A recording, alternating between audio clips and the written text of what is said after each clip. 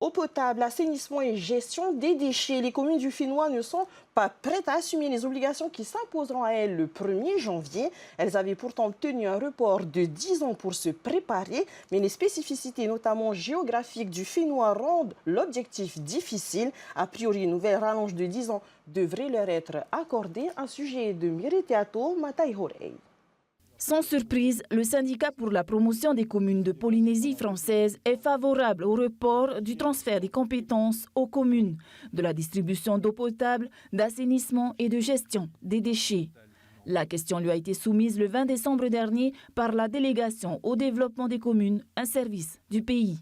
Ce sont les sénateurs Lana Tetuanui et Tevaro Fritsch qui défendront ce projet de nouveau report au Palais du Luxembourg. Et pour cause, aujourd'hui, seules 12 communes sur 48 fournissent de l'eau potable à leurs administrés. Majoritairement les communes de la zone urbaine de Tahiti. Cela représente 63% de la population du Fénois.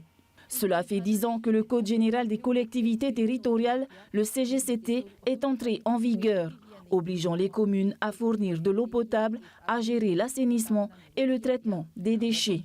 Et depuis 10 ans, la Polynésie bénéficiait d'une dérogation pour se mettre en conformité. L'éloignement, l'isolement et la diversité des îles de Polynésie ne leur permettent toujours pas de respecter cet engagement. Nous avons ici à Mopiti 14 forages. On n'arrive pas à trouver de l'eau. Et donc j'imagine que la nappe phréatique dans le sol de Mopiti n'est pas suffisamment assez conséquente pour pouvoir distribuer notamment de l'eau 24 heures sur 24.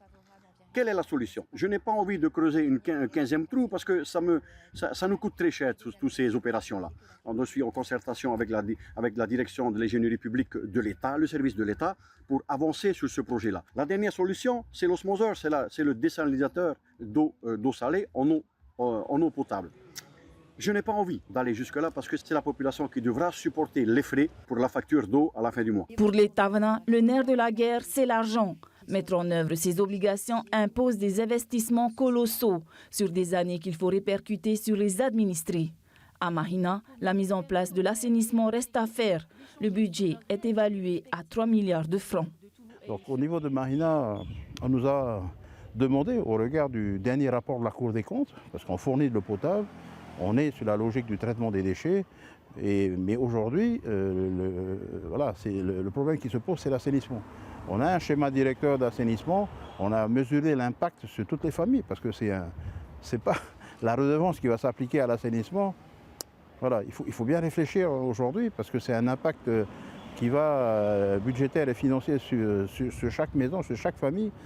Voilà, il faut mesurer.